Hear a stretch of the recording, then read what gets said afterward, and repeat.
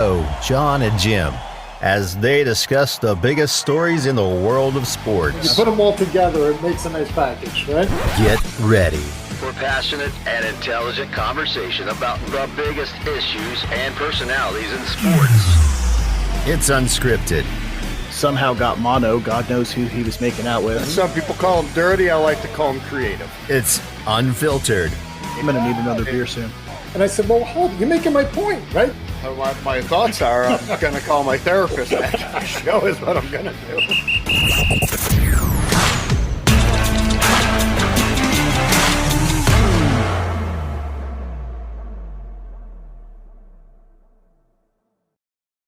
What's up, Bean Apple fans? Thank you for hopefully sticking around. We ran into some technical difficulties to get the show going, but figured it out. Here we are. We're going to break down the games the 4 games that went on this past weekend.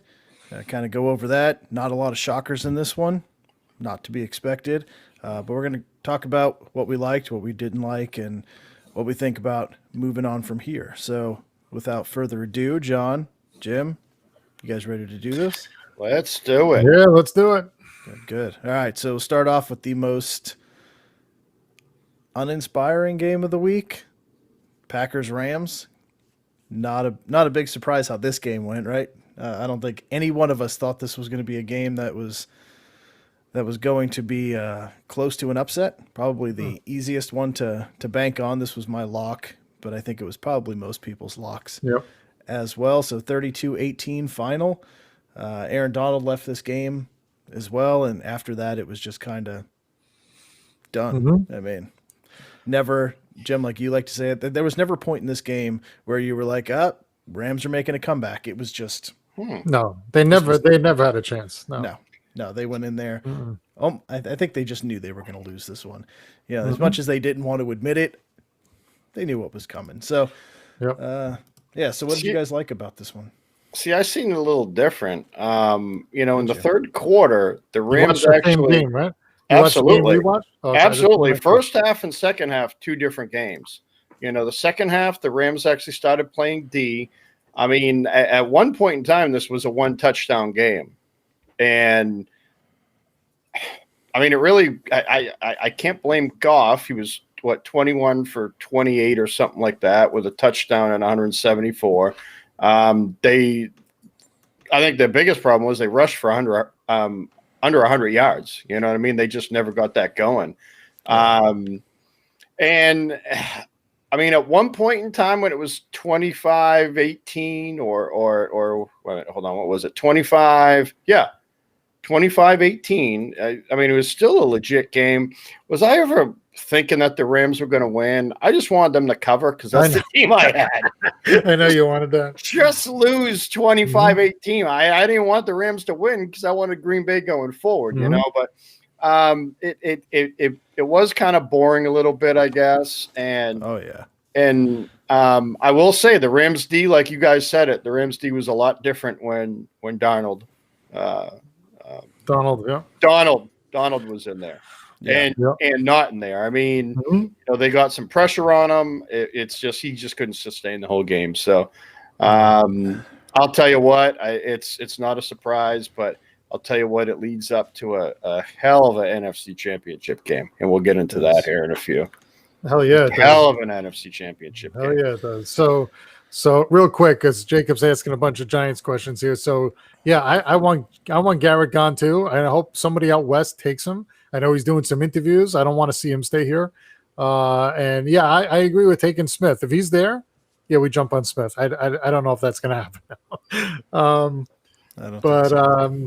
But yeah, Green Bay. I mean, so what was surprising to me was, right, Green Bay, 188 yards rushing, right? Yeah. So they're rushing right through that line, Donald or not. They got all the rushing yards, and they sacked Goff 4 times, and Rodgers wasn't sacked at all. Right. So probably the opposite of what we thought going in. But, we talked about Akers. Akers ran for 90 yards, right? He got a touchdown on 18 carries. But, never did I think, hey, Green Bay's in trouble here. They're playing in the frozen tundra. And one of these days I'm going to get out there, right? I talk about I've been in half the Major League Baseball stadiums and, Wrigley and Fenway. And to me, Green Bay is one of those on Mount Rushmore, right? One of the stadiums that you have to get to. And one of these years, hopefully, maybe my son and I or my brother or who knows, the three of us had to do a show from there. I don't know. I like it. Figure something I like it. Live from Lambeau. Hey, live from the Lambeau parking lot. Ooh, that's pretty. That sounds nice. Yeah, I like that. Why don't we patent that? But yeah, I mean, Rodgers, right, throws for 296, 2 touchdowns. But to me, the big thing was the running. Never did it look like they could be stopped. It looked like they could score on every possession if they wanted to. Yeah. Right. I mean, there were a couple of balls that, maybe got away a little bit but he was right there with where he needed to be. Jones is ran for 100 yards rushing. They had total control of the game the whole time. Never a question. Yeah. Never a question. I mean, let's not get out of control here. Aaron Jones, he only had 99 yards. 99 yards. I mean, okay. But yeah, I think for me, the overwhelming theme of this weekend was superstar underperformances. Oh, big time. Oh yeah. Big time. I've never seen a playoff game where when the lights are the brightest, the big names disappeared. Like this week, it was great. And you look at this game, Devontae Adams, who's been unstoppable all year, 66 yards. That's it. He did have a touchdown, but that's did he have a game that low anywhere? And who was the leader? Alan Lazard with 96 yards. And then on the other side, only Robert because Woods, of the 58-yard touchdown, though. That's the only reason. Yeah, Well, I mean, Devontae Adams did catch 9 of 10, though. I mean, he did catch 9 of 10, and I mean I think that's more Jalen Ramsey than anyone. You know what I mean? I truly do. I mean, Ramsey was glued to him. I'm shocked. I didn't realize he had 9 catches, but they were all for short yardage. I think his longest catch was like 25 yards or something like that. And I think that goes into what we were talking about in the pregame because Ramsey did a good job on Metcalf and he did a good job on Adams, but nobody's been able to stop Adams or slow him down. For him to have under 100-yard game, how many did he have? Is this his first less than 100 yards on the season? Oh God. But you've got Robert Woods only 48 yards. Oh God. Well, and you mentioned, I know I can't even read it. Just kidding, Jay. Anything's possible. Anything's possible. You know what? Maybe something. Me hit the lottery is possible too. In fact, somebody put on there that I'm going to hit the lottery after that one, and it'd probably be pretty legit. But so back to the Packers D though, Joe, like you were saying. I mean, Kupp got hit 7 times and sacked 4. Aaron Rodgers got hit 1 time that game. Goff, you mean? 1 time. Yeah, Goff. Yeah, sorry. Oh, Jeez, yeah. I'm all over the place. I'm sorry. You're right. It's a Monday. Cooper Kupp didn't even play. He didn't even show up. No, he didn't play, and Goff was getting hit all game and still had a pretty decent game. But, I mean, kind of like what you said with Devontae Adams, it just shows, man, they got really a 3-headed monster between Jones, Williams, and A.J. Dillon, who they drafted from Boston College last year. Yep. I mean, that guy's a monster running through the tackles. He really is. Right, so, right. And it's going to be interesting in free agency because Aaron Jones is a free agent. Yeah, So he won't be back in Green Bay. He's walking somewhere for money, so it's going to be Jamal Williams and AJ Dillon show next year. But man, 188 yards rushing for Green Bay. They just whenever they needed a first down, they just handed it to a running back and let them take care of it. I mean, not take anything from Aaron Rodgers. He looked phenomenal as well. Sure did. Almost 300 yards, 2 touchdowns, but awesome all around. It was to me, it was no question. I mean, the game was just Rodgers had control of this game, and Green Bay's running attack was just too much, which is something that's really saying something for a Rams defense that gave up 18 points a game. That's it's very impressive, but not a big shocker. With him going into the up to the line, and he's kind of smiling because he knows there was no pressure on him. He knew what he was going to do every play. He was fine. Right. He never felt nervous. By Seattle losing that game, they were handed a championship. It was like it was just too easy for him, way too easy. And man, this matchup coming up, like you said, man, it's going to be good. I'm excited to get into that one. So And yeah, Jacob, I actually do like that combo a lot, but I think once Barkley's back, you're never going to see Gallman again. So Nope, not gonna happen. You don't have Barkley and give the ball to anybody else. You can't. You can't. No. There's a very clear difference in talent levels there. You're not going to waste your time giving it to Gallman as much as I think Gallman is a good running back. Saquon is right. They're not going to platoon. But I think they'll use both. Well, yeah, both. He'll get 4 carries a game. Maybe a catch. That's about it. So yeah, he's not human. He got hurt. That's the only human aspect of him. But outside of that, when he's on a football field, he's not human. Right. Watch his workouts. The guy's unbelievable. Yeah, he squats the entire friggin' rack. Like, how many weights you got on there? Throw them all on the bar. I got this. And then he doesn't take the bar off the rack. He just squats the rack. Squats the rack with everything on it. So anyway, all right. So let's move on to Ravens Bills. This game, John, you said the Ravens were going to win. Man. That was my lock. Yeah, I didn't do this. Man, I'll tell you what, that pick in the end zone, that pick 6, man, that absolutely destroyed him. It was a 10-3 game at that time. Yeah. Very late in the third quarter. I want to say it was less than a couple minutes left. Pick 6. Turn the whole game around in the end zone. I mean, it just hurts. He was going for Andrews. I don't know what he's seen. He obviously didn't see him. You know what I mean? It's but just a tough game all around for both offenses. I mean, we were talking before. Buffalo only scored 10 points. Their offense. So I mean, it's not like they killed it. I mean, you look at the stats. And, Allen threw for a couple hundred. Diggs caught half of that. Running game, again, Baltimore ran for 150, but the second they lost Lamar, I mean, they were done. Yeah. I think they were done before that. Yeah. They were done before that bad snap. They weren't coming back. Hey, right. well, I mean, they were held to 3 points through 3 quarters of football. So they were. If they had a chance of coming back, it would have been with Lamar. But absolutely, there was nothing that Buffalo team was just smothering him. I mean, 34 yards rushing on 9 attempts. I mean, they were keying on him. He wasn't getting away. I mean, they ran for 150, but in Buffalo, only 32 yards rushing. Right? I mean, low score. I predicted, I think, 28-24 for this game. And to see it end 17-3, and really because the guy had a 104-yard, pick 6. Right. It's a 10-3 game. Right. I mean, that's unbelievable. I would have thought for sure. I think we all said take the over too, but Baltimore Jets. But yeah, what's insane in this, we were talking about it, is how Brian Daboll is going to coach a team this year. Even though the vacancies are quickly disappearing, which I'm very surprised that nobody's waiting for him and Eric Bieniemy to be, now that the Lions and Chargers both hired coaches. Atlanta's got a coach. The Jets have a coach. And what Jaguars about Seattle's offensive coordinator? Did they hire anybody yet? You know who they interviewed?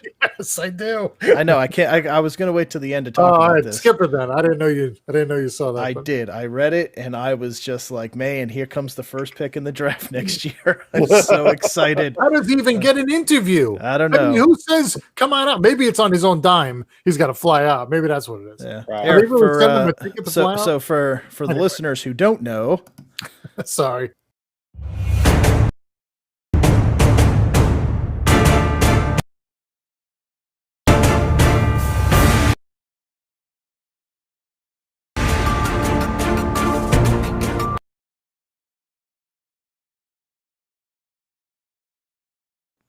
All right. Of course, connection issues suck. So, So with that, Adam Gase officially interviewed for the offensive coordinator job in Seattle. Mm-hmm. Well, you know what? He'll be able to help Russell Wilson. Yes, be the worst quarterback in football. Oh my God! Can you imagine Russell Wilson happening? What are they thinking? Right. If Russell Wilson hears this on social media, is he getting on the phone to the general manager saying, "What are we doing here?" Yeah. No. Don't even tell him to just turn around. Don't even get Here's off the plane. The best part is, could you imagine if he gets hired onto that team with Jamal Adams? How I didn't think awesome about that. would that be? Yeah. Oh, that's great. All I wanted, I'm back, as he walks into the God. building. You know what I mean? Yeah. Oh, God. I can't. Man, what a pick that would be. It would be awesome. So, But who thinks, hey, we need a guy, let's bring him in after what he did this year alone? Or Forget, his whole career has been nothing. Yeah, but I right. mean, this year especially, you think this is going to be your answer? You're better off taking Garrett. Right. Take Garrett out there. You might as well. So, Wow. I do want to talk about the Jets coaching situation. Do we need to talk about the Jets? Yes, we do. Somehow they make it on every show, don't they? This Kind is of a big deal. Football, and we're talking about the Jets. We were talking about the Giants too. So, yeah, Well, we got to stick relevant. I mean, we've got to stick with what made us, right? We still got to talk about our teams. I know. So, but yeah, I mean, I absolutely love what the Jets did on the coaching front, and who they're bringing in is absolutely perfect. I'm bringing in Matt LaFleur, Mike LaFleur's Green Bay's coach's brother, for the offensive coordinator position, who's been studying under Kyle Shanahan there as the passing coordinator. That's awesome. And I also read, I haven't actually confirmed it yet, but they are looking to bring what's his name, Austin Miles in, the old Cowboys receiver there from a couple years ago. Yeah. You know what I'm talking about? Yeah. Bringing him in as the, I think, wide receiver coach. He's a local kid.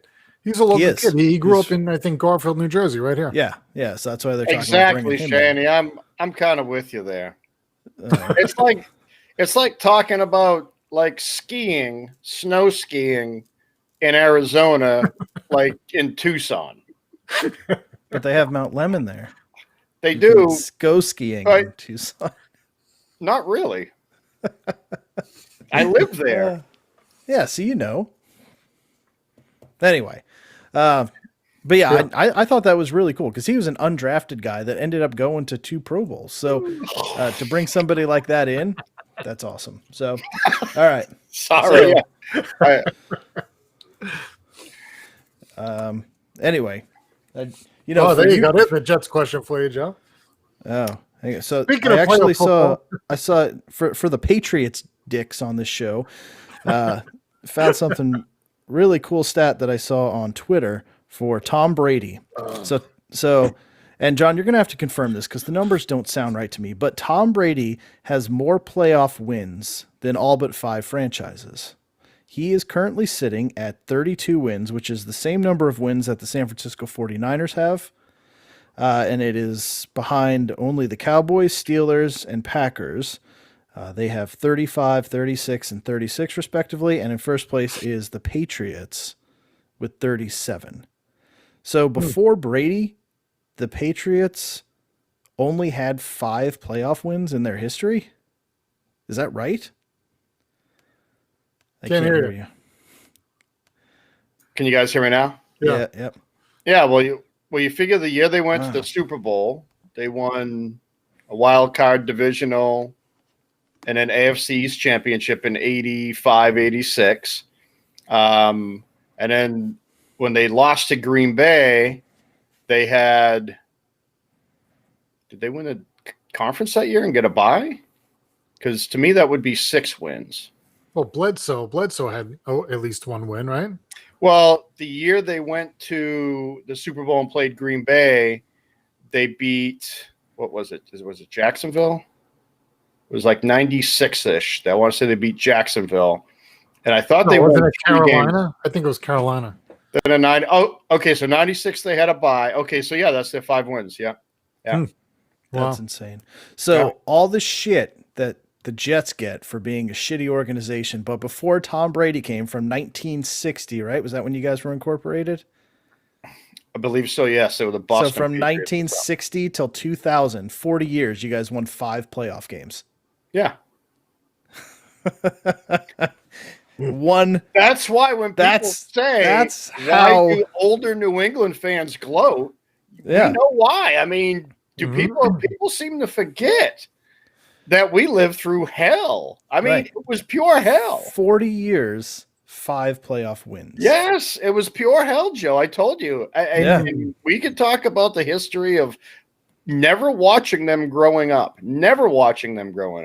It was terrible unless they played in Miami and got the living shit kicked out of them, or went up to Buffalo and got steamrolled or some crazy shit. Was it Tony Eason? Was he one of the quarterbacks? Tony Eason was that 83 draft class with Marino and your boy down in the Jets there, Kenny O'Brien. Todd Blackledge went to Kansas City. Right? Steve Grogan? Yeah, Grogan was already there, but that's the year Eason got drafted. I mean, that was a great quarterback class. Jim Kelly. Don't think so, man. Yep. No way. So that's what fans forget is you had this 20-year run of greatness, but it could be 40 years again. I mean, who knows? It could be, but not. I'll tell you what. As long as Belichick's there, they're going to get better. They shouldn't have won 4 games this year, and they won 7. They should have won 8, 9. Yeah. So I'm not freaking out yet. So not jumping off the Tobin Bridge quite yet, Joe. So for the Jets number 2 pick, if I'm playing general manager of the Jets, I'm taking Zach Wilson. The draft card I've already filled it out and I've mailed it to Roger Goodell with a backup of Trevor Lawrence just in case. But I think Zach Wilson is the absolute real deal. And when you're starting over with a new coach like we've got, give him a fresh 5-year run with a rookie quarterback. Don't waste a year with Sam Darnold and then move on to a rookie quarterback or pay Sam Darnold an exorbitant amount of money for 1 year. It just doesn't make sense. So you just, unfortunately, you got to let Sam go. You've got to start over again. You need a fresh 4 years with a fresh coach. Him and the GM are now lined up on a 5-year contract. So these guys are in it together. They're going to want a new quarterback to have 5 years with. So I say you take Zach Wilson in the first round, or with the number 2 pick. With the number 23 pick, you take either Travis Etienne or you take Najee Harris, whichever running back is there. You take them and you sign a number 1 wide receiver. Like we talked about, this market is just loaded. This free agent class is loaded with wide receivers. Godwin, Allen Robinson, Kenny Golladay. You've got great Juju Smith, a ton of wide receivers that are going to hit the open market. They're just going to, especially with the salary cap coming down. Teams can't franchise these big ticket players. So they're going to hit. You grab one of those guys, you grab the top running back coming out, one of the 2 of them, they're outstanding. You grab a new quarterback. Now you've got something. Another interesting thing that I saw is the 4 teams that are left in the playoffs are ranked 1 through 4 in offensive production. Yes. Production. Yep. And the best, I think, is Tampa on defense at what number were they? 9th in DVOA? I don't know if I remember. And what does that mean?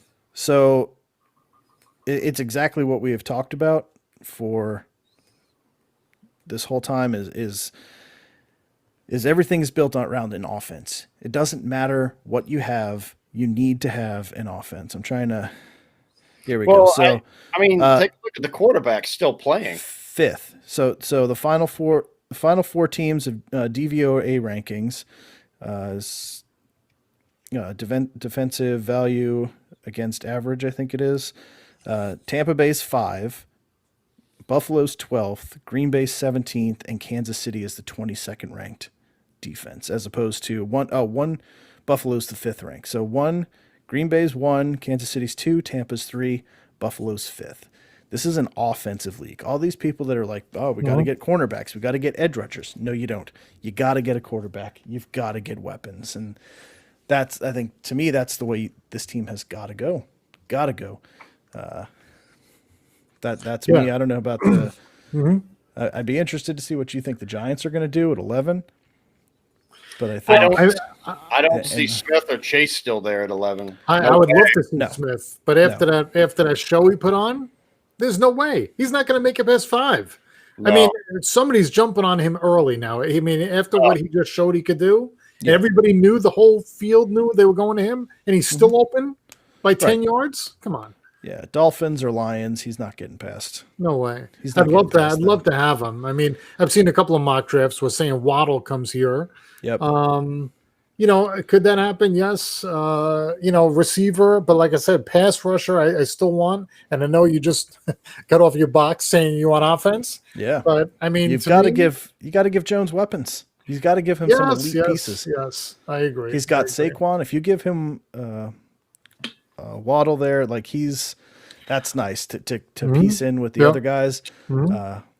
I really like that. And this Greenfield, like I do not want to trade.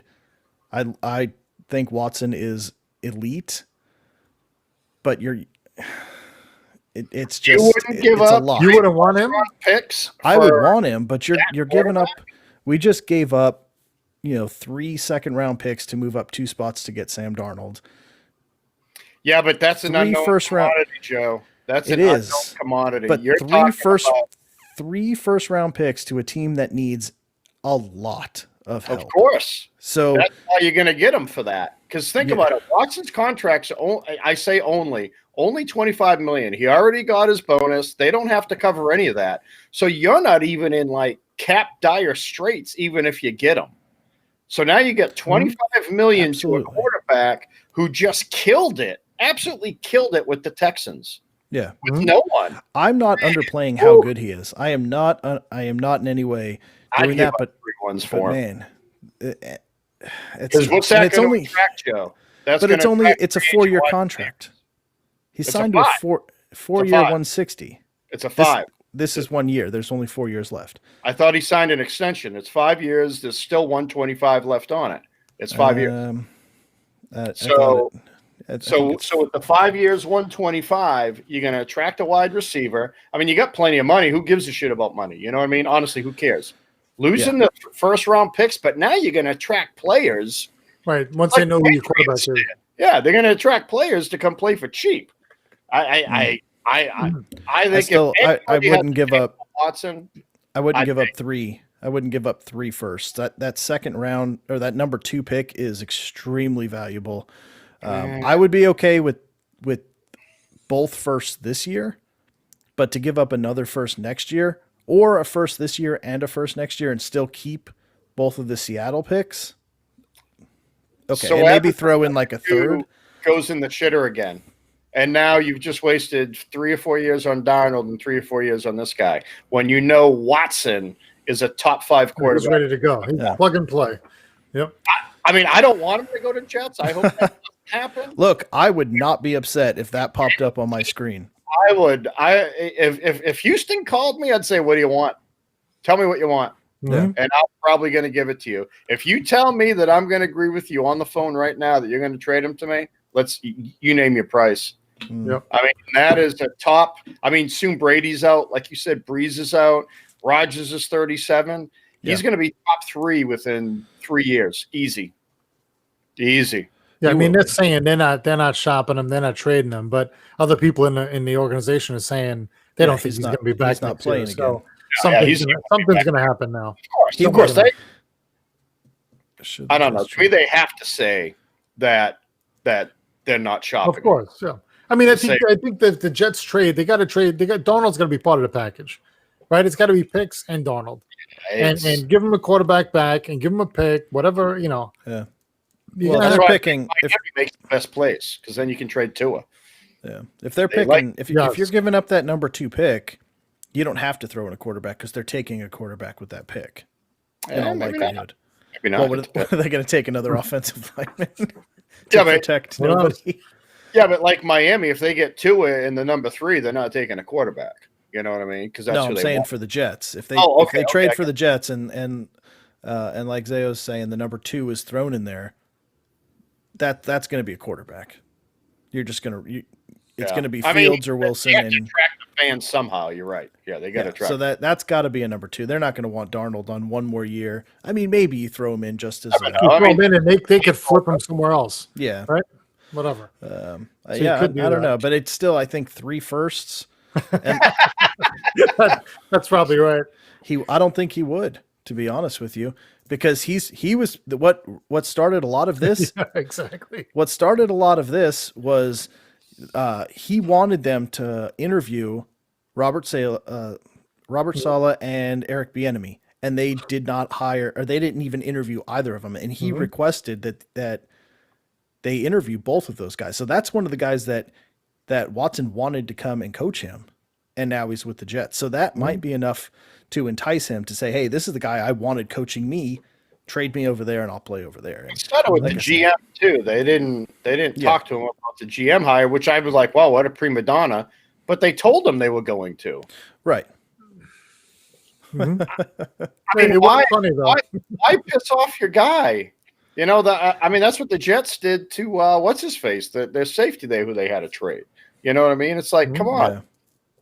Yeah, I don't know why you would just don't say you're going to involve him. Right. If you're not, it's that easy. Like, we're going to hire a new coach, and you'll like it, and that's the end of it. But you were funny because it's true.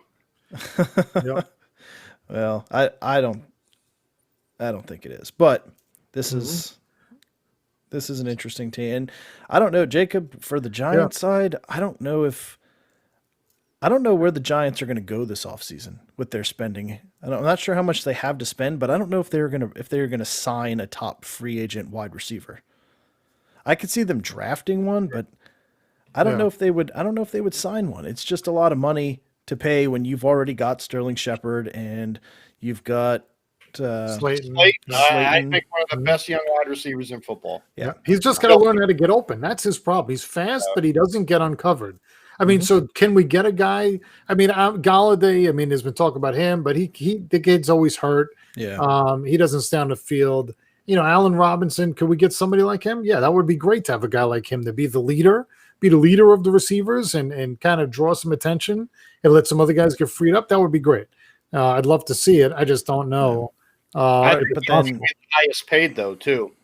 Right. I think Robinson, if he's a true legit free agent and they don't, franchise him, I think he's the best one out there. Godwin is showing right now that, oh boy, he got cases of the dropsies for the last month. You know what I mean? Yeah. And I don't know. And he's probably not going to be back there either. He's not going to be back in Tampa. So no, they're not going to franchise him. There's no way they're going to pay him $18 million. No, I don't think so. I don't know which way the Giants go. I just don't see them. I don't see them going after a top guy. To me, like, go for a slot guy because you've got two outside guys with Shepard and with Slayton. Those are outside weapons. You don't need a third outside guy. You need like somebody underneath that Jones can dump off to. You need like a Jamison Crowder type. And I don't know what slot guys are out there that are coming out, but that for me, that would be a good fit. Is he a free agent? I think so. That would actually be a very good signing to go Ingram, and then you got your two bigs on the outside and Scotty Miller across the middle with a healthy Barkley behind Jones there. Like that's nice. Oh, we need some help on a blind side so Jones doesn't keep getting crushed. Yeah, your first round pick this year didn't do it. So. No. But anyway, so what about the Bills? Yeah, right. So, is that what we were talking about? The Bills? Yeah. So talking about all the losers right now. Yeah. My team's there too. So to get the pick they had originally, that actually would be pretty funny. Greenfield trade Deshaun back to Houston to get your original pick back again. Yeah. Honestly, that would save Houston if they trade Watson. They lose the $25 million contract. They probably let Fuller go because of his issues, and who cares? He's a free agent. Yeah. Right. So you're not going to franchise him or pay him big money. Right. So now you get, a truckload of draft picks, which they don't have because Bill O'Brien traded every one of them away. And then they start over.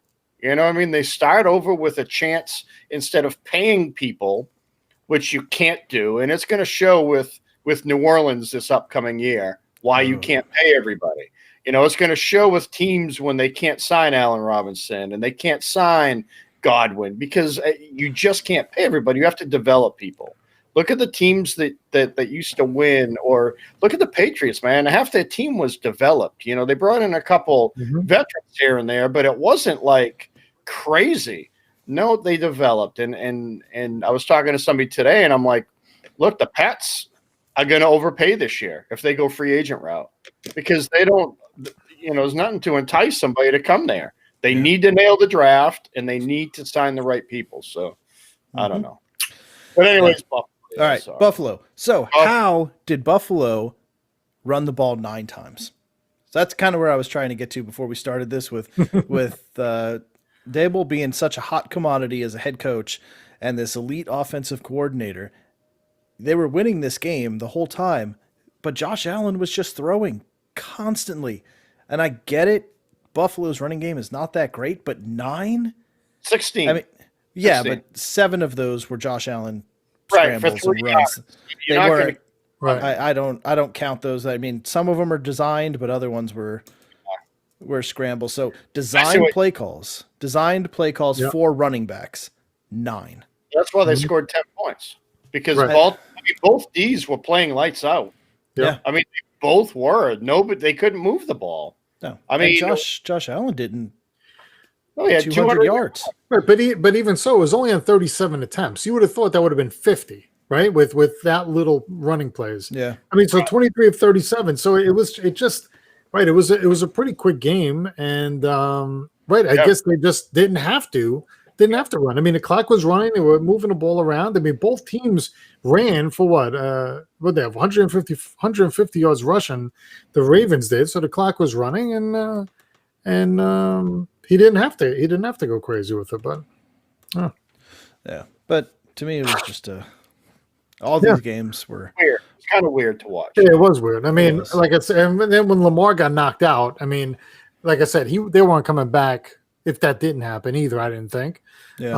It was just unfortunate that the bad snap and he gets his head slammed into the ground. And as soon as you saw it, you thought, oh man, you knew it didn't look good. And then he couldn't get back up after that. And just like the next game we're going to talk about here. But yeah, but we were talking about this before a couple shows ago about how Lamar is going to not see a hit coming and get blasted one day, and he's not going to get back up. That's right. And that's exactly what happened on this. A bad snap, he turned and just got blasted before he could, that's what we said is going to happen. He's a small guy. You get hit by a 250-pound linebacker at full speed. Mm-hmm. This is what's going to happen to these smaller guys. And I think you're going to allude to exactly what I'm saying in this next game, but we saw the same thing happen to Patrick Mahomes, who's not a small guy, but he's still, I mean, I thought he was going to throw up on the field. He looked so sick. But he got up and he couldn't straighten his legs out. And that wasn't, and he didn't even hit his head on the ground. No. I mean, to me, that was more confusing for me. I mean, we talked about the Bills having artificial turf now, right? So that's a harder ground and his head got slammed on it, Lamar's, the back of his head, where Mahomes kind of got buckled underneath, but his head never hit anything. So I thought maybe he had a stinger, right? That's what it seemed like. His neck got jammed into his spine or something. But then when he got up, he couldn't even stand straight, and he was out of it. But yeah. And Shaney, I don't mean that he didn't have any idea he was about to get hit, but the fact that he didn't see it coming. It's not like his It was kind of straight on when he hit him, because they hit him from the front, it looked like. And but he wasn't prepared for it. Well, because he just threw the ball out of bounds. He was trying to save a 40-yard, a 3rd and 40. And he just got, annihilated. I think any quarterback, I don't care how big you are, on that play, man, I mean, I can see if he's running and gets hit, but I mean, that was kind of like what you said. It was a bad snap. He got hit, and he knew he was going to get blasted, but he also knew he couldn't take a 20, 35-yard, whatever it was, loss it would have been. Right. Yeah. So, well, they could have jumped on the ball and had the touchdown there too. Exactly. So he had to do something. So I mean, he actually made a really good play. It's just unfortunate that how he came down. I mean, he just got blasted. I was better off kicking it out of the end zone. But what I thought was cool, the Bills fans, or whatever the Bills area, however it was, they donated all that money to his favorite charity. Yeah, that was something. I mean, just unreal. You know what I mean? What was it, like $300,000 that they donated? And it's still growing, I think, or something like that. So I think it's pretty cool. Yeah, which is cool is it's actually the Joe Tedesco Retirement Fund. So I am very thankful to Baltimore. Nice. No, it's the John Borman move to Florida fund is what it is.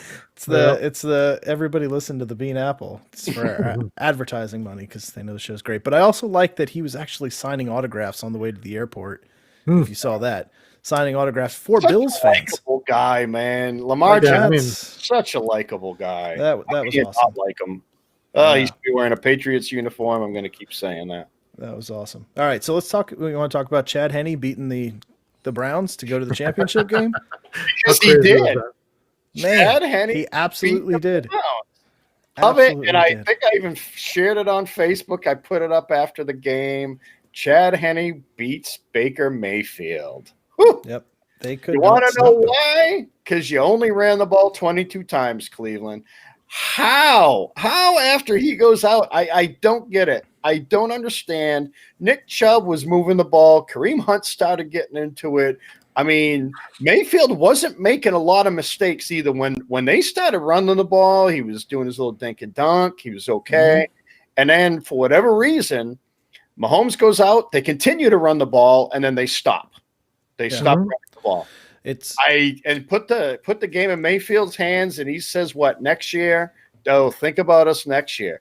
He's never going to win shit. Yes, Stefanski. I don't get it. I don't get it, Shane. I don't understand it. Yeah. And he's going to win Coach of the Year. I think I said this already. He's going to win Coach of the Year because the Browns have been shitty forever. Finally wins a playoff game, but he shouldn't get Coach of the Year. He's Cleveland. He's perfect for Cleveland because he can't call a game. Look at what he did to the Jets. You know what I mean? Yeah. But I mean, hey, they were in the game right to the end. Right? I mean, who thought this was going to be a 5-point game? I mean, come on. I mean, Mahomes went out with 7 minutes left. So I get it. But even with them in there for over 3 quarters, they didn't score 40 points. Right? What did they do? It's the Falcons Patriots Super Bowl. Chubb and Hunt were averaging 5.3 yards a carry. Well, they could not stop it. Just like Coleman and what's his name? Freeman did. I mean, they were just walking down the field. You hand them the ball, they were picking up 5.5, 6 yards every time. Let Matt Ryan throw the ball. No, and that's what this game was. If they would have handed that ball off 12 more times to Hunt and Chubb, they would have won this game because they would have just walked down the field. Right. The fumble through the end zone didn't help. Higgins. Yeah. Oh, that was brutal. I felt bad, but I chuckled. I'm like, they're done. They are done. There's no way. It's just insane. Yeah. Right. They could have had the lead. They could have. So I really don't understand this rule. So I guess I wasn't even aware of the rule. So you fumble the ball out of the end zone, you lose the ball. Yeah, it's a touchback. Why? Which makes no sense. I mean, if the other team recovers it or the other team touched it last or something else, I could say, okay, I could buy. I don't think I don't remember ever seeing it. I don't remember ever hearing about it. But I mean, especially a playoff game, the guy's reaching for the pylon. Yeah. It comes out of his hand. It doesn't get forced. I mean, okay, it was helmet to helmet. It was helmet to helmet contact too, but that's another thing. Yeah. And what? I think for this rule, with inside and kind of so I brought up, somebody had, that meme where it's the guy sitting at the little table with the change my mind thing, that meme, and it's got this is the stupidest rule in the NFL, change my mind. And I brought up the rule that we talked about the penalty yards, and kind of like you, that just blew everybody's mind. And they're like, I don't know what to think right now, which that is the stupidest rule. But if you can't advance a fumble within 2 minutes, you shouldn't lose the fumble inside the 10-yard line. If you go out of bounds, if the ball goes out of bounds anywhere within the 10-yard line, it should be where the fumble occurred. Yeah, but it didn't occur. It occurred there, but it didn't end up there. Right, but you shouldn't have been able to advance the ball. So if the ball went out of bounds, it should have been down. Right, it should have been the Browns' ball at the 1 yard line. Like if he fumbled it at the 1 and it went out of bounds, or if he fumbled it at the 2 and it went out of bounds at the 1, it would be out of bounds at the 2 yard line. At the 2, right? Because you can't advance the ball, right? Right, but it went out of bounds though. I mean, technically there was no possession of it, and it didn't go out and play. I mean, the end zone is technically out of play. I mean, if you really to it. I really want to. Right. To me, if the Chiefs jump on it in the end zone, then it's a touchback without it going out of bounds. But to me, if it goes out of bounds, it should go back to where he last touched it. Because like you said, it can't advance. If it comes out of his hand at the 1 and goes out the back of the end zone, he loses it. It should come back to the 1. Next play. So I think this is another rule, Jim, where they put it in place. So I'm not running down the sideline and I see you in the end zone blocking and I know I can't score and I kind of just push it into the end zone and you pick it up. That's why I think maybe they would have put that in. So, but as long as you can't advance the ball, once it fumbles, if you can't advance it, wherever it come out of your hand, that's where you get it back. Yeah. That's I can't fumble it to you in the end zone. I get that. That wouldn't count. Why they put that in there so players wouldn't do that. Yeah. And then they got to put something in there where, hey, if you push it through there, then it's going to be your ball at whatever. And kind of like what Shane said, I mean, should it be a safety? I don't know. No, he's saying if an offensive team fumbles in their own end zone, if an offensive team fumbles in their own end zone, out of the end zone, it would be a safety. Yeah. That would be a safety. So it would be a safety. So that's basically the opposite of that rule. No, but it wouldn't be because you have to fully be in the end zone for it to be a safety. If it not if it goes through the end, no, but we're talking out the end zone. Then if it goes out, if it goes out the back of the end zone. But if you kick it out of the back of the end zone, no, I mean if you're starting at the 1 yard line, and you call hike and you pitch it back to your running back, and he's 2 yards deep. And the guy slams him, and he fumbles it out of the end zone. That's a safety because you hit him in the end zone. You never get out of the end zone. Mm-hmm. Even if he immediately drops it and it just rolls right out of the end zone, it's still a safety because the whole play occurred. That to me is a safety. Yeah, the whole play occurred in the end zone. They still lose possession. This is more about possession than a safety. So I mean, even if he gets snapped over his head. I kind of agree with Shane, and I hate agreeing with him because he's my. So if you're on the 1 yard line. And the ball gets snapped over your head and goes through the goalpost. Yeah, it's a safety. You lost the ball. You wouldn't get that back. Yeah, but they lost the ball the other night too. Who? Higgins. Higgins lost the ball. But I'm saying he fumbled it forward. You can't advance it forward. So once it comes out of your hand and you don't have control of it anymore, unless the other team can get it. If they get it and they recover, it's their ball. I get it. But if nobody gets it and it goes out of the end zone or it goes out of bounds, it comes back to where it last touched his fingers, in my mind. That's how it should be. I guess I can see. Further. I mean, I see why it's there. I do. I see why it's there. Yeah, no, I mean, anyway. To me, if you're going backwards, that's a whole different thing. We're talking about going backwards in your own end zone as opposed to going forward offensively. I think it's two different things. Well, you're also a Giants fan, so. Well, that means I'm right. I mean, what the hell am I talking about here? I hate the Giants.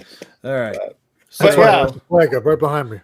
So the Patrick Mahomes, we kind of talked about him having all that time off, and he still looked pretty good. Didn't seem like it affected him too much. He only had 9 incompletions in the game, 255 yards, a touchdown. What did he run for? Only 14 yards. 14 yards. Yes, Shani, I do. I was going to talk about that, but I didn't want this conversation to keep going. But yes, I do remember when, who was it? Our tight end there. God, who was it? Nobody worth sharing. Was it Kellen Winslow? Oh, God. Was it really? I think it might have been. That was a great pick, and it wasn't even a fumble. That was the worst part. That was the worst part. Senior like he dove across the goal line, and they said that the ball was moving, and then he didn't reestablish himself in the end zone. He went like diagonal across the goalpost, and they said the ball was moving in his hands, even though he had 2 hands on it. And they called it, since he landed out of bounds, they called it a fumble out of bounds. And we ended up losing. Right? We lost the game to the Patriots for that one. But you would have lost a different way. Don't worry. You would have. All right, so let's stick with this because we're going pretty slow. Yeah, we are. All right. All right, so quickly wrap this up. Anything in this game that stood out that you want to talk about? Why let Baker Mayfield control the game whether you win or lose? I don't get it. You have a great running game. I've been saying this since what was it, Joe? Week 15, 16 against Cleveland when the Jets played Cleveland and they did that same shit. Why would you just run the ball the whole game? I don't even like Cleveland, but it was sickening to watch because I'm like, who wants to watch Henny friggin' play Buffalo now? That's an awful game if Mahomes doesn't come back. Right, if he can't come back, it's a shitty game. And I mean, I don't have a dog in the fight, minus Tom Brady, of course, which is the next game, and then Green Bay for my dad. But I mean, you can't beat a team led by Chad Henne, who hasn't, I don't think. I mean, the only game he played this year, he got destroyed by the Chargers, and they won 5 games. So I don't know, man. Cleveland blew a huge opportunity to go to Buffalo and give them a chance. And to me, I think they did enough to beat them. I get it, Mahomes was out, but hot damn, if I was Chubb and Hunt, I would be pissed off that they only got 19 carries. That is terrible. Terrible. I mean, what else could you ask for from a Cleveland fan to have Mahomes get knocked out? You have 3rd and 13, 3rd and 14 with like 6 minutes left in the game, and all you got to do is stop him, and maybe you got a chance to do the final drive and win the game. Yeah. You would have signed up for that immediately when the game started, and then the kid runs for 14. How is that even possible? That's they bring him short, and he throws the pass. Yeah, I thought he's going to draw him off sides. He's never going to throw. Awesome. He throws the pass, and he's come on. Yeah, I couldn't believe it. 4th and 1, Andy Reid. Yeah, let's just do it. He has balls as big as church bells, boy. Let me tell you what, because that could have gone so different. The backup quarterback didn't beat you with his arm; he beat you with his legs. He's not even a running quarterback, and he still, you couldn't stop him. Like. They were so worried about him passing the ball that they didn't keep anybody even close to the line. No. You can only hope to contain him, Joe. You can only hope to contain him. God, that was insane. Cleveland's terrible. Cleveland will always be Cleveland. All right, so let's jump to had the balls to do it and trusted him. I love it. Yep. Yeah, you go for it. You're either you're great or you're It's just amazing. He threw on 4th and 1. Amazing. Right. And they were like at the 50-yard line. Yeah. Right? I mean, they could have punted and said, well, you haven't moved the ball on us. We'll hold you. I'll trust my defense. Balls of steel, man. Andy Reid, I'll tell you what, good for him. Give him coach of the year. It's funny though, because like the Greg Williams thing against the Raiders. If they would have sacked Derek Carr, it would have been a genius call. Yeah. And it's the same with this one. If he would have missed on 4th and 1 with your backup quarterback, the heat he would have taken for letting his backup quarterback throw the ball at midfield on 4th and 1 would have been insane to see. Right. But imagine he throws it to the outlet and it's a pick 6.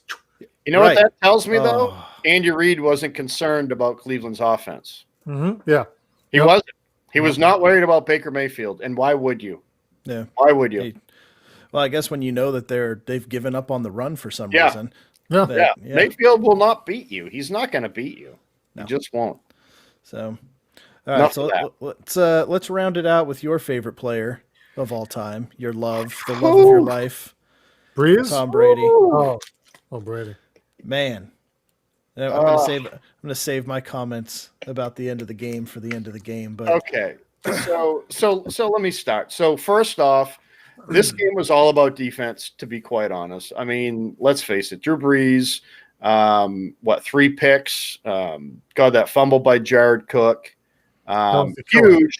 But that was the turning point. What a great play by the D, though. What an absolute huge play by the D.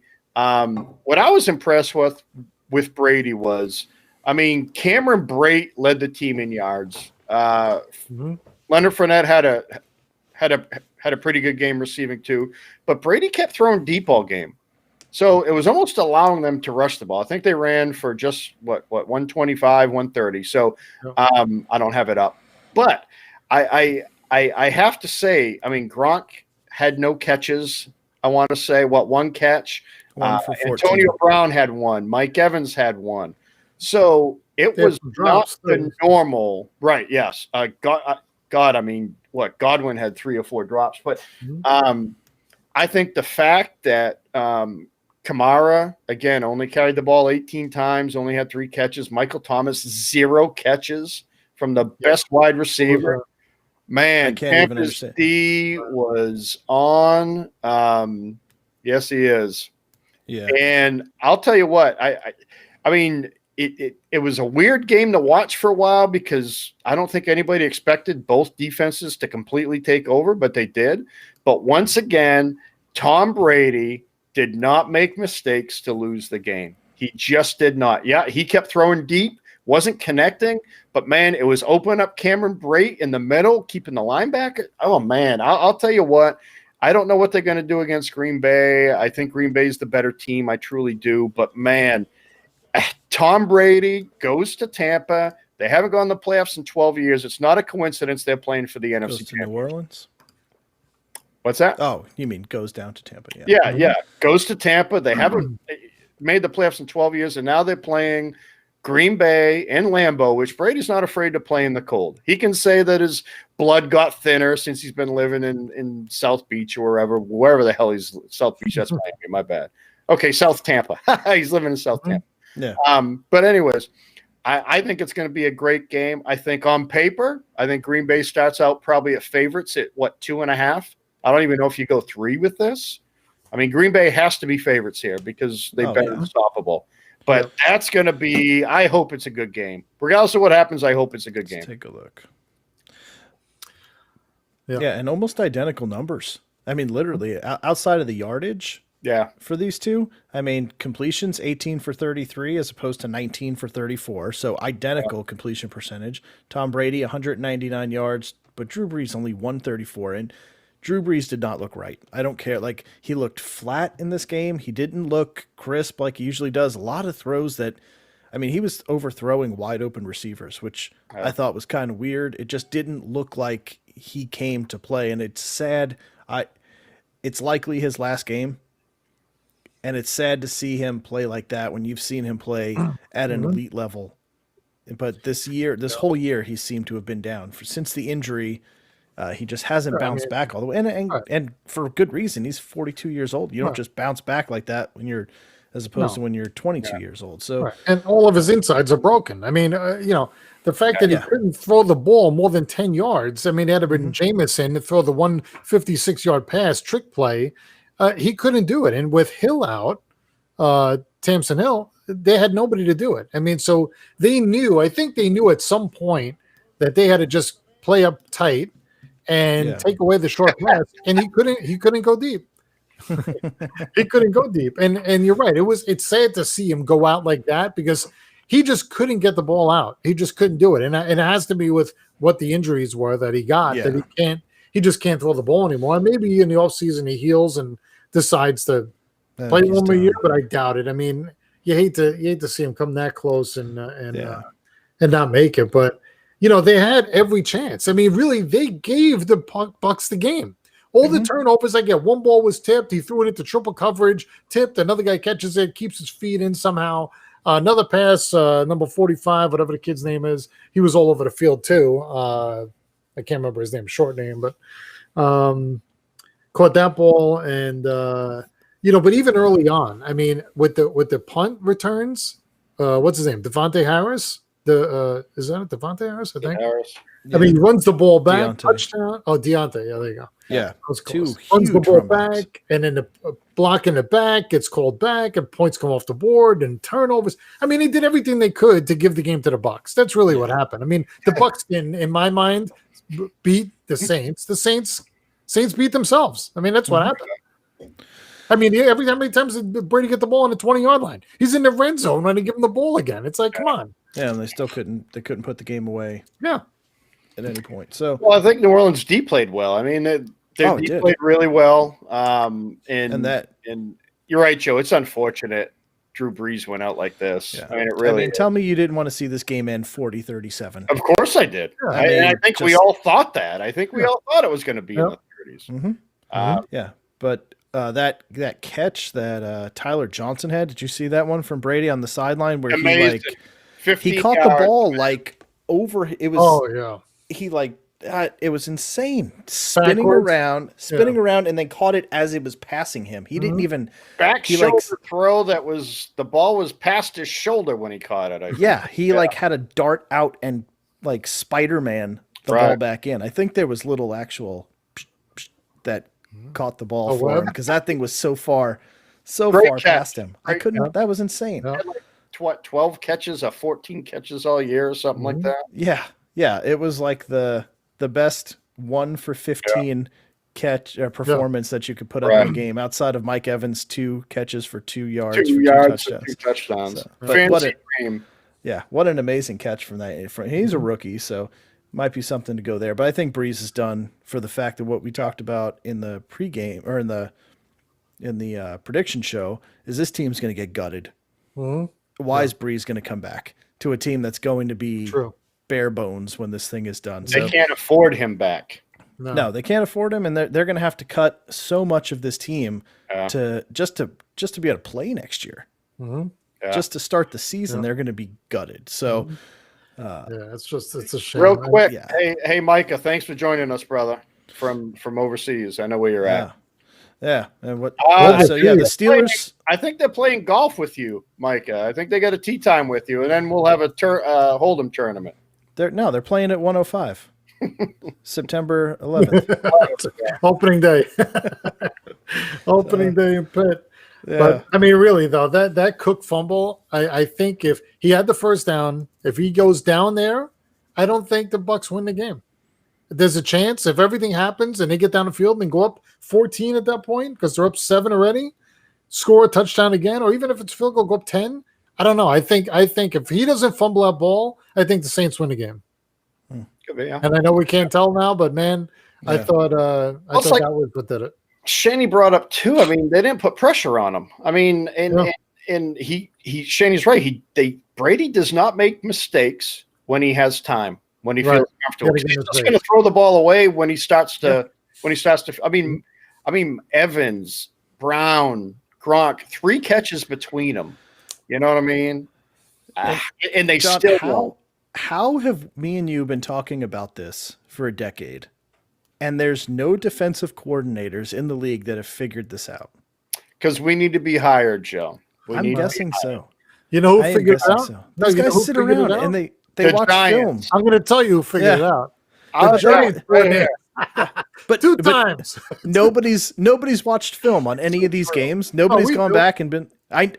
But nobody else watched that Super Bowl and was like, wow, look at how Brady does when he gets pressured. Right, smack him in the face early and often. That's what you got to do. But I got to give Tampa's O-line credit because they've been playing pretty well lately, too. I mean, they really have. But, I mean, Shaney's right. If you only rush 4, I mean, no blitzing. They didn't blitz, I think, all game. I mean, what does New Orleans do at quarterback? Shane, they do what the Patriots did and signed Cam Newton for $1 million. Man, that's their only option. Well, they've got it. Taysom Hill's under contract, so he's probably not a quarterback. He's got to be. What's he going to do? He's going to have to be. He's not, but I don't think they can afford not to use him as a quarterback. Yeah, they're going to have to. Have to. And this is going to be a team now that you're going to see win 6 games at most. Well, what's crazy is they got Thomas and Kamara locked up. So but the problem is Brady's going to play next year. So Tampa should overtake that division next year. You know what I mean? So if he plays again, you know what I mean? If he does come back, which I think he will, that's going to be Tampa's to lose next year for sure. Yeah. And Gronk said he wants to come back too. Did you see that? Right, Gronk and Antonio, and they're all going to come back again? Gronk's such a great blocker again. He can't beat anybody down the middle, but what a beast on that line. Man, just an absolute beast. He knows he can't beat anybody anymore, so he takes 300-pound linemen and just flings them around like they're friggin' rag dolls. Yeah. And linebackers for that. Yep. Yeah. I don't. But yeah, I mean, Taysom sucks, but this is going to be a team that, like we said, they're $99 million over the salary cap as we stand today. They don't have an option. They just better hit Powerball. Yeah, this just goes into kind of what the Patriots did. It came to an end, and now this team is coming to an end. They went all in. They put all the pieces where they could, and you can restructure a lot of these contracts into bonus money and give out some bonus money for this, but you can't give out $100 million in bonus money. So this team's going to come back to mediocrity for a while. They're going to come back to what the Saints were before Drew Brees went to New Orleans. The Aints are coming back. So I'm actually surprised that Winston didn't play more last night. I mean, Brees obviously didn't look right. So was Peyton caring more about letting Brees stay in or winning the game? Yeah. You kind of have to question that. You kind of have to question that one because – I mean, it was obvious Brees couldn't throw the ball last night. And, Winston threw a wide open, bomb. That's what it was. And like Shaney said earlier, how did they not know what was going to happen? But why not leave him in after that? Right. Why not get Thomas involved and get some new life into there?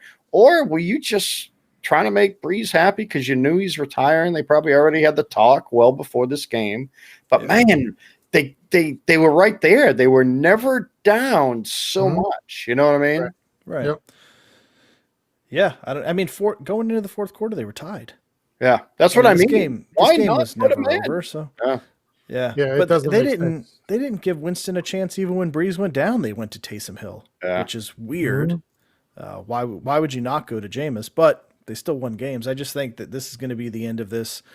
And then it's sad, but it is what it is. I mean, all good things come to an end, and the Patriots dynasty is coming to an end. The Steelers dynasty, I think, is coming to an end. Oh, whoa. Hey, we've talked about this. Out of 20, Joe. Let's slow down a little bit. That dynasty. Sean Watson on the Patriots. Yeah. Joe, how pissed off would you be if somehow the Patriots pulled that off? How pissed off would you be? Honestly, on a scale of 1 to infinity. I think all football fans they would be infuriated. And please God, let that happen. And they would get him for like a 4th round pick, just one 4th round pick. Yeah, right. Somehow, like the Randy Moss trade. We'll just give you a 5th, Oakland. Randy Moss isn't good anymore. No, they'll give him Stidham and Hoyer. Right. And a 5th. And a 5th. Yeah. Yeah. Thank God. Why not try it? If you're the Pats, why not go for it? I'd be calling them. What do you got to lose? What are you going to do next year? Yeah. What do you want? Tell me what you want. I agree, Shane. 1 year. That's all it is. 1 year problem. No, it's not. Who's your quarterback? Who's your quarterback? Deshaun Watson. I already told you. Oh, okay. Yeah. Okay. You're one player away. Okay. Yeah, that's realistic. Well, I'll tell you what. We get him. We'll sign. Who's he throwing to? Allen Robinson. We signed for Watson. We trade for Watson. Yeah. Robinson wants to come to New England because Chicago can't afford him. There's no way. So we have him, and then Jacoby Myers looks like a good number 2. Gronk says, maybe I need to come back, but we don't want Gronk. So we get like a Hunter Henry because he's at the end of his contract, and then we'll get bring Fuller in. Yeah, we'll sign Fuller and say, look, man, the first time you smoked that reefer and end up naked in front of a police station, we're cutting your ass. Right. I forgot Marquise Lee. He killed. Forget it. Yeah. You're absolutely right. This is a 1-year hiatus. I completely forgot Marquise Lee's coming back from the COVID. He's 6'4". He's 6'4". Yeah, and he was really good for 4 years in Jacksonville. Phenomenal. Yeah. I don't think he played. So from a Patriots standpoint, I'm curious. What do you think about the Jets hiring, the coach hiring? So I didn't know too much about the guy. I knew of him. I never looked, too deep into him. But I'll tell you what, the more I read about him and how his level is here, boy, his level of intensity is there. Yeah. But I guess my question would be, is he going to be able to let his coordinators do what they need to do, or is he going to take charge? You know what I mean? Because he seems like a very controlling person. Or not controlling, a very a very in the trenches with the players type guy. You know what I mean? So he's going to have to, give a lot of freedom to which he took what's his face, the offensive coordinator, or was it defense? The offensive, So he has him in place. I don't know who they're going to get for a D coordinator. I don't know. Maybe he'll make the calls. I don't know. But the intensity level, I never really knew too much about him, minus the fact that he built a hell of a defense. I've seen his name, and the more I read about him, it seems like a great hire. And then to get what's his face's brother from Green Bay, that's a hell of a signing, because when Jimmy G was in there, they went to the Super Bowl. You know what I mean? And I think a healthy Jimmy G this year, and they're pretty decent with wide rkind that don't get hurt. That team was crippled by injuries, and they still did pretty damn good. So, definitely not your normal, kind of old age and veteran coach, which I don't think the Jets needed that. But hey, it's better than Gase. You already know that, and the intensity I think will be there, and I think he's very vocal in a good way, where he's going to get New York pumped up again about football. Yeah, Well, see what I think to answer kind of what you were talking about there is the Jets specifically said they wanted a CEO type of head coach. So not somebody who's going to try and control everything like Todd Bowles did or like Adam Gase did. They want somebody who's going to run the team and not dictate all aspects of operation like those guys wanted to do. So, and I think the reason they went after him so quickly, because he was getting ready to fly out to Los Angeles to interview for the Chargers, and they stopped him basically before he went out for that second interview and said, we're not going to let this guy go. So there must have been something there that gave them extreme confidence that this is the guy that's going to coach the team as a whole, and I think is really good. So yeah, they brought in Mike LaFleur. Matt LaFleur is the Green Bay coach. Mike LaFleur was the passing coordinator, so he's been, like we talked about, studying under Kyle Shanahan. He's got that mentality. They also brought in, where's his name? Greg Knapp, who into the same role. So he's been the Falcons quarterback coach for the last couple years, since 2018. And he is also a quarterback coach under Michael Vick in Atlanta, too, from 04 to 06. And now he's been since 18. So 18, 19, 20, he's been down there with Matt Ryan. So, and they're bringing him in as the quarterback coach, which is kind of interesting because that's been a high-powered offense forever. Maybe they're going to bring Matt Ryan in, too. Oh, Lord. No. But I thought that for Ryan.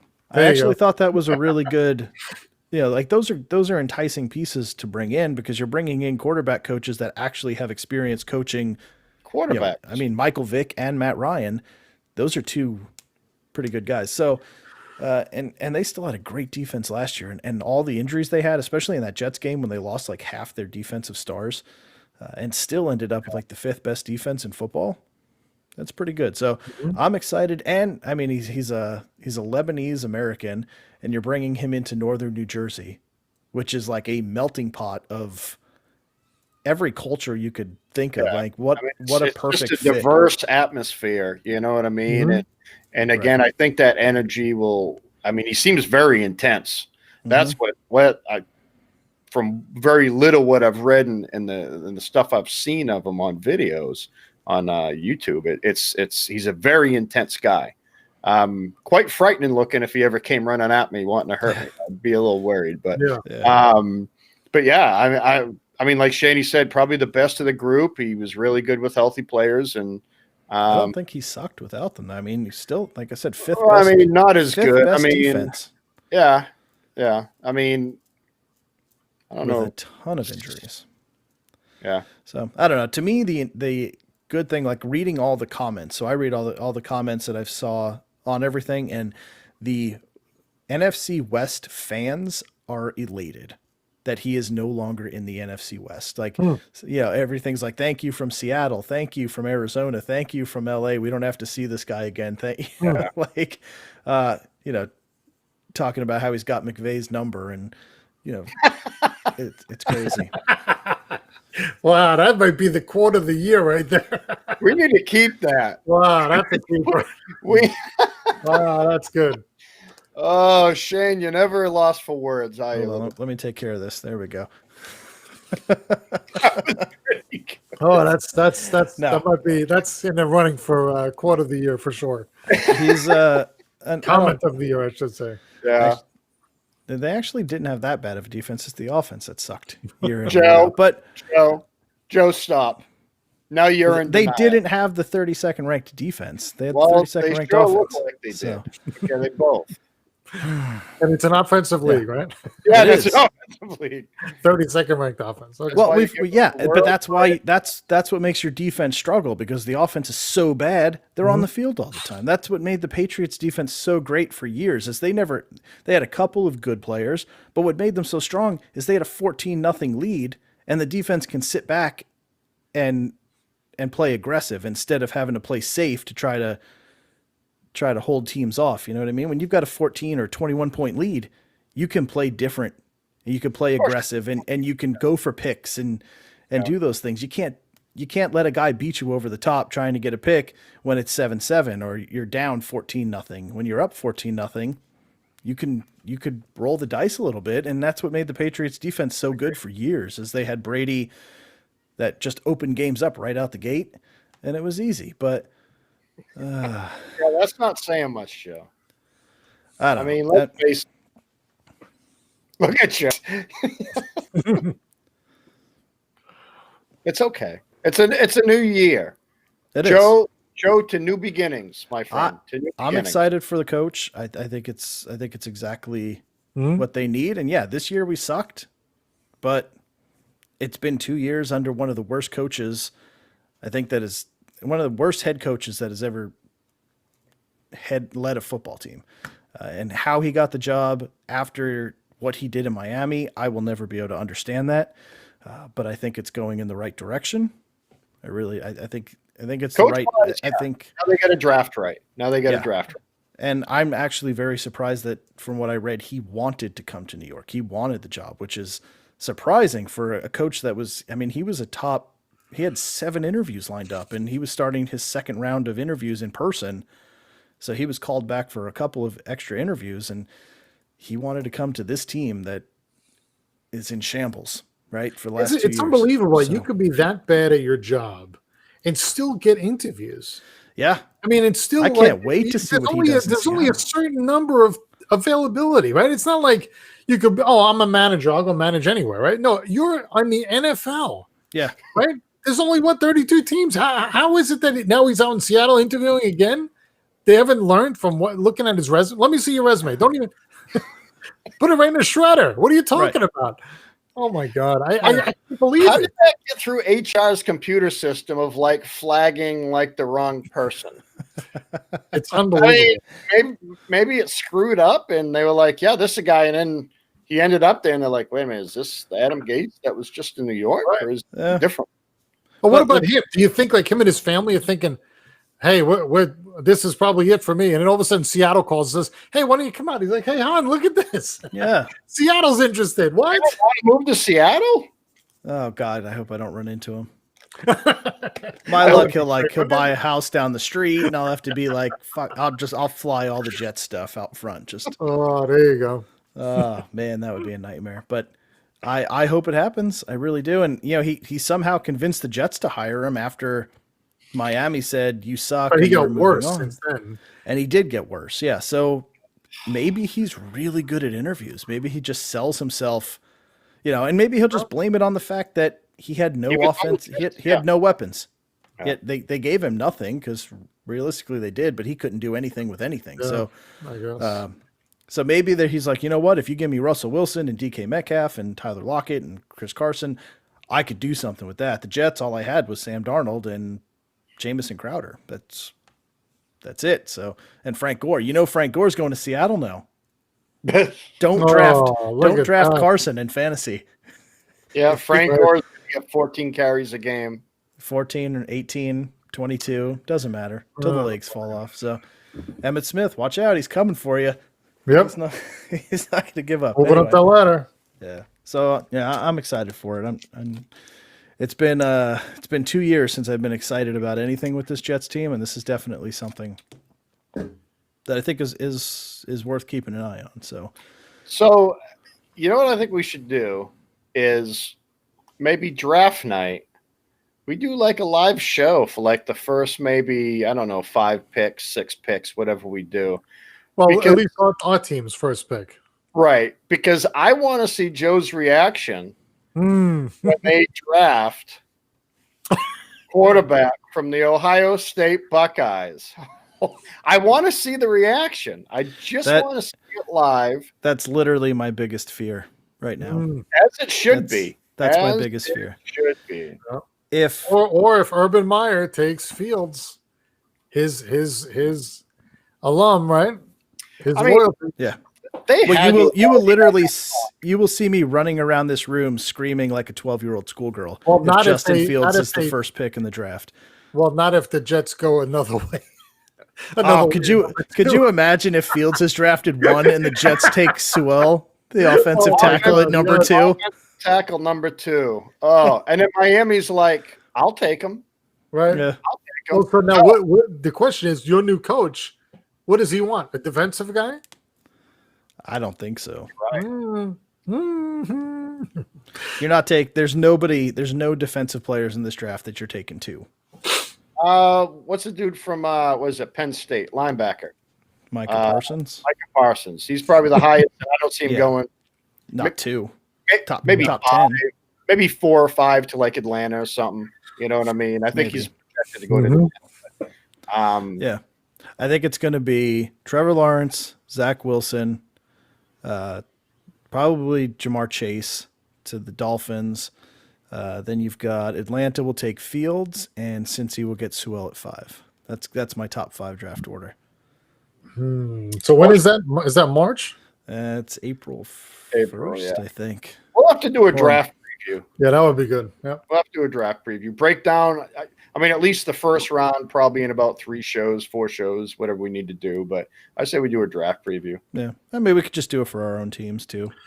I mean, it seems to be what everybody cares about. I think what I think would be interesting to do for each team is to talk about, like, for the Jets, if they keep Sam Darnold, which way do they go? Like the Patriots, do you go quarterback, or if you re-sign Cam, how do you go? You know what I mean? Like we could do a couple different twists. I don't know. Like, you guys let us know kind of what you would like to see, obviously, because that's what we're doing this for. But I think, like from a Jets perspective, if we're drafting a quarterback, who are we taking? If we're keeping Sam, who are we taking? You know what I mean? Like the variables, how I see that playing out. We could do the same thing with the Giants. If the Giants don't believe in Jones and a quarterback sitting there, do we, is that a target? Is it a wide receiver? Is it Pitts? I'm interested in the Patriots. Are they going to go quarterback? If Mac Jones is sitting there, are they going to go quarterback? With Belichick, you just don't ever know. I mean, he has looked pretty damn good. I mean, he's accurate. I get he's throwing the wide open receivers, but it's just accurate throws. Can he do that in the NFL? I don't know. Yeah. And he's a pure pocket passer, which is what Brady was. Yeah, he's pure pocket, which is what Bill wants. I would too. I would too, actually, Shane. Which would be, I would be all for that. That would be that. I think that would be a smart pick. But then again, you run into that Alabama quarterback situation, just like Justin Fields. Agreed. You got Namath and then nothing for 50 years. Yeah. So I mean, it'd be hard, but I mean, if that's the alternative, then yeah. I mean, I wouldn't mind seeing him there if that's what we're going to go. But Bama quarterbacks scare me. But I mean, he's a smart guy. He's the type of player Belichick wants. He has his master's degree. He's been playing a couple years now. I mean, just reads the field so well. He really does. But he also had, 2 wide receivers that could potentially be drafted in the top 10 and a running back that's probably going to be the first one off the board. Yeah. And an offensive line, the whole line is projected to go in the first round. I don't know if you guys seen that. So, every key player on that Bama team that's coming out is projected to go in the first round. I mean, it's just insane. So how good is he? I don't know. It's too hard to tell. It really is. Right. And then you guys got his running back from last year, right? Yep. And then you look at Ruggs and Judy, both first-round picks that left there last year as well. So, I mean, he's been running through a factory of superstars down there in Alabama, but not to take anything away from, I mean, everything you said is spot on with him. So can he do it with less talent is the question. And that's what's going to drive a lot of things. Because if he can, you've got Tom Brady. You could have Tom Brady 2.0 there. If he can't, you've got another Alabama quarterback. And that's kind of like where I'm getting at. Like, and especially since there's a good chance Kyle Pitts is sitting there at your pick too. And I would rather go after Pitts than Mac Jones. Yeah. Pitts is disgusting. I would rather go after Waddle Pitts than Mac Jones. So I would personally. It'd be a fun, and I think we should do something like that, like a 3-tier draft. Absolutely. Thing. It would be fun. Absolutely. We got some stuff to talk about. So, all right. Well, let's wrap it up with that, and we'll come back. But please let us know if you're watching. Let us know what you would like to see for a draft, first round, full first round, or just the players, or just the teams, and let us know, and we'll put something together. Yeah, Pitts is God, man, that kid. He's absolutely Shane. Absolutely. Yeah. The thing is, quickly with Pitts, once the combine happens, he's not going to be there. He's going to get into the top 10, I think. Once people actually get eyes on him, in the process, in the whole evaluation process, he's going to just shoot up. I mean, he was already pretty high, but you watch him and Jesus Christ, he's a man-child is what he is. So he's the next Gronk. I mean, he really is. He's the next Gronk. If anybody's going to be, it's going to be this kid. And I think he's better. I think he could absolutely be better than Gronk. He can line up on the outside. He did, it's insane. It's almost like a hybrid, a Gronk and Aaron Hernandez kind of built together. Cause that's how Hernandez was. He played on the outside. He really lined up at tight end. He was always flanked out to the left most of the time. Yeah. He's fast. He's strong. He's got crazy hands, can run routes and he can block like anybody. So that kid, he's going to be he'll finish in the top 10, I think, but we'll see. Anyway. All right, guys. So please hit that subscribe button. We've kind of stalled a little bit. We made it to 50 and we haven't gone any farther than that. So please, if you're watching, if you enjoy it, please leave your comments below. Let us know. Please like the episode and help us continue to grow this thing together. So we will be back to do the championship game previews later on in the week. So I will put up I'll schedule that for when we do it, probably Thursday, Friday. We'll see with the injuries. I kind of want to wait till we have some clarity on Mahomes before we start breaking down one way or the other. Should be Wednesday then. Should be Wednesday. They said today they'll know by Wednesday, Thursday at the latest. Yeah. All right. So we'll do probably a Friday then. Yeah, I think Friday would probably be best. So that way we have I want some good clarity, so we're not doing too much. But all right. So cool. Until then, guys, thank you for participating. As always, man, you guys are awesome. Huge shout out to you guys. Thank you. So Peace. Until then, have a great week. Stay healthy, and we will see you guys. For John, for Jim, I'm Joe. Peace out.